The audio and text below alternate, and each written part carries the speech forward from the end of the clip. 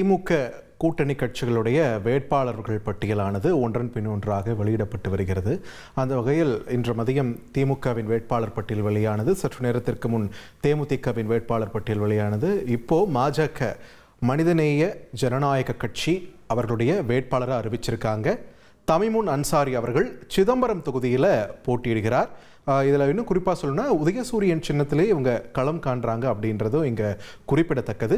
சிதம்பரம் தொகுதியில் மனிதநேய ஜனநாயக கட்சியின் வேட்பாளர் தமிமுன் அன்சாரி தற்பொழுது அதிகாரப்பூர்வமாக வேட்பாளர் அறிவிக்கப்பட்டிருக்கிறார். இது தொடர்பான முக்கிய செய்தியை நாம் பார்க்கிறோம். சிதம்பரம் தொகுதியில் திமுக கூட்டணியில் மனிதநேய ஜனநாயக கட்சியின் வேட்பாளராக அறிவிக்கப்பட்டிருக்கிறார் தமிமுன் அன்சாரி.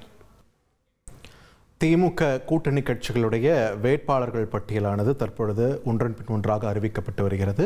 தேமுதிக வேட்பாளர் பட்டியல் 10 தொகுதிகளுக்கான வேட்பாளர் பட்டியல் வெளியான நிலையில் தற்பொழுது மனிதநேய ஜனநாயக கட்சியின் வேட்பாளரும் அறிவிக்கப்பட்டிருக்கிறார். உதயசூரியன் சின்னத்தில் சிதம்பரம் தொகுதியில் களமிறங்குகிறார் தமிமுன் அன்சாரி. 1,27,00,000 மனங்களை வென்ற தந்தி டிவி யூடியூப் சேனல். தவிர்க்க முடியாத தம்ப்நெயில்ஸ், கலக்கலான கான்டென்ட்ஸ். நீங்களும் இந்த குடும்பத்தில் இணைய இப்பவே சப்ஸ்கிரைப் பண்ணுங்க.